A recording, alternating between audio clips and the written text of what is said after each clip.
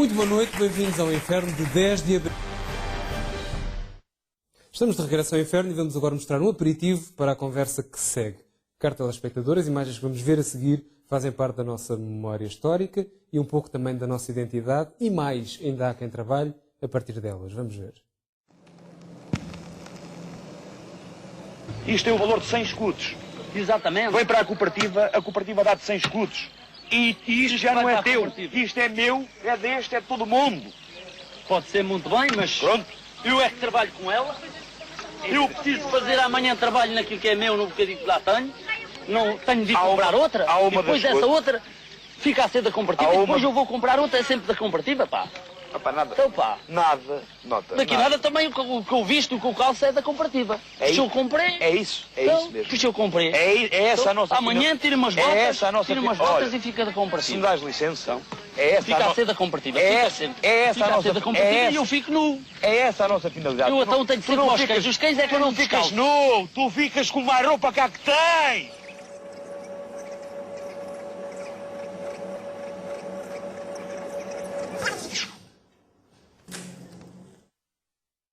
Acabámos de ver um teaser para o filme Linha Vermelha e o meu convidado de hoje já está aqui comigo, é o realizador desse mesmo filme, José Filipe Costa. Bem-vindo ao Inferno, um repetente no Canal Q, aliás, já depois de ter passado cá pela rede. José Filipe, a primeira pergunta que eu tenho de fazer é: o que era isto da comparativa? Afinal, tivemos a ver esta troca de argumentos sobre a ferramenta e a roupa e a comparativa. A cooperativa é uma forma ribatejana de dizer cooperativa. Ah, é só isso então. É uma...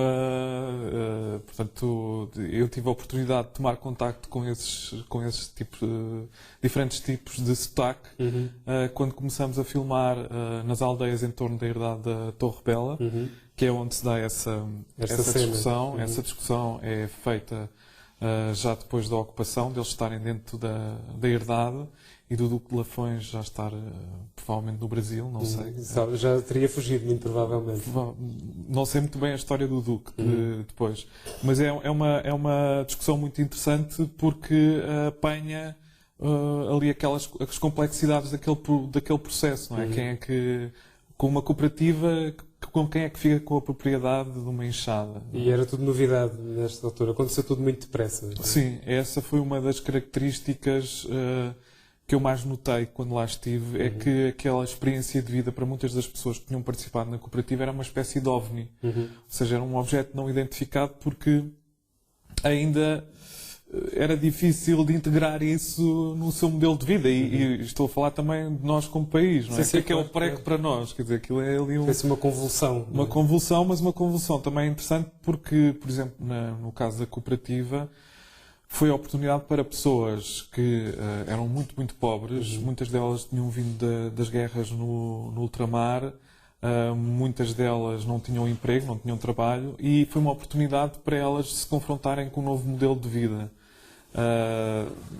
O álcool tinha um papel preponderante ali naquela região. Era mesmo, muitas vezes as pessoas eram pagas com álcool. Dessa forma, pois. E daí que tudo aquilo viesse a fazer uma pequena revolução, uma grande revolução na vida das pessoas, do género: agora vocês podem viver em cooperativa, as mulheres ganham tanto como os homens. Os contactos também com estrangeiros que vieram, alguns deles ficaram como voluntários a trabalhar na cooperativa, o próprio contacto com uma câmara de filmar e com uma equipa de filmagens. Foi tudo novo, não é? Tudo novo. E neste caso, José, porquê voltar à Torre Bela? Porquê voltar a este filme? Isto é um exercício de memória coletiva também, de alguma maneira, regressar à Torre Bela? Eu espero que sim, e mostra que a Torre Bela, o filme do Thomas Harlan, não é? Um alemão cuja própria biografia também tem muito de interessante, porque ele era filho de Veit Harlan, um realizador alemão de propaganda nazi. E fez a sua vida um bocadinho fora da Alemanha, mas vivendo sempre com esse espectro, com esse legado da família, não é? Porque o pai, de facto, fez um filme muito conhecido na Alemanha e fora da Alemanha, que é o Justus, antissemita. E, portanto, o Harlan tem esse lado também, e quando ele vem para Portugal, vem com a ideia de filmar todos os acontecimentos que se tinham passado durante a Revolução. Nós, de repente, também nos tornamos uma espécie de animais exóticos, né, para o estrangeiro nessa altura. Houve uma grande dinâmica de jornalistas, cineastas, fotógrafos que vieram cá e os portugueses tornaram-se assim quase um estudo de caso. Uma coisa assim. O Francis Pisani, que escreveu um livro sobre a Torre Bela, que era um jornalista do Le Monde, que viveu lá durante alguns meses, dizia que Portugal era a revolução no fim da autoestrada da Europa. Ou seja, portanto, em vez de ir ao Chile ou a outro país qualquer onde a revolução estivesse a acontecer, naquele tempo os que estavam interessados neste modelo político, social e político vinham, portanto, pegavam no carro e chegavam a uma revolução que estava a acontecer. Até onde houvesse estrada. Até onde houvesse estrada. E porquê voltar lá, José? É possível... Foste falar com alguns desses protagonistas e as pessoas acharam que era de alguma maneira tentar voltar ao sítio onde foram felizes, aquele lugar comum. Alguns foram felizes, voltar. por exemplo, o Wilson, que é o que tem aquela discussão sobre a enxada e que diz: tu não ficas nu, tu vais ficar com mais roupa. Que era assim uma espécie de líder, não é? No caso. Sim, depois quer dizer, havia depois uma comissão de trabalhadores, mas no início ele foi o que estimulou muito aquela ocupação, porque ele é que estava a ver digamos assim, o que estava a acontecer no Alentejo e ele conta que passou pelo muro da Torre Bela, viu lá uma inscrição e disse: porquê é que não vamos ocupar também esta herdade?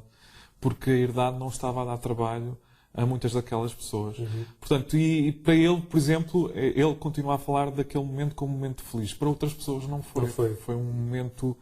bom, para muita gente que tinha herdades e que tinha, digamos assim, que foi identificado com o regime salazarista, não foi de facto uma boa altura.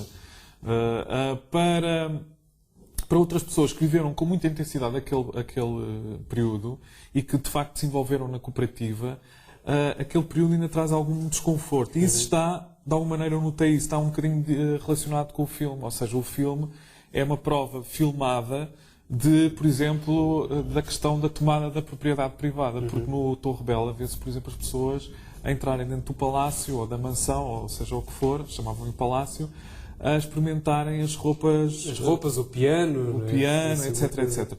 E há algum desconforto relativamente a esse tipo de situação, ou seja, porque alguns dos vizinhos, muitas vezes esquecendo o contexto que se vivia, que dizem: pois vocês foram uns gatunos, andaram lá a roubar.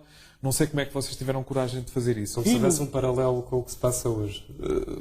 Que não era, não é? Era Sim. uma época bastante diferente. Era uma época bastante diferente e portanto, aí existe muitas vezes essa ideia e vai-se buscar o filme do género. Como se vê no filme, vocês estavam a fazer está isso. documentado. E está documentado. E há algumas pessoas que eu lembro-me no início, quando entrevistei, há algumas pessoas que dizem: não estive lá. E depois eu ia ver o filme e de facto estavam lá. Porque no início... Aquilo era como... uma relação difícil. Como a Dona Helena, que é uma habitante de lá do Manico do Intendente, diz, aquilo era uma espécie de febre que contagiava toda a gente. A ideia de que se podia viver de uma outra maneira. É preciso não esquecer. E é isso que é interessante lá.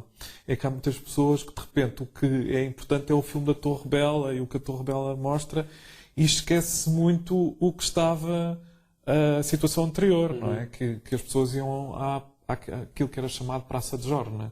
Ou seja, punham-se lá de manhã... À espera de serem escolhidas para trabalhar nesse dia. José Filipe, chegamos ao fim do nosso tempo, infelizmente.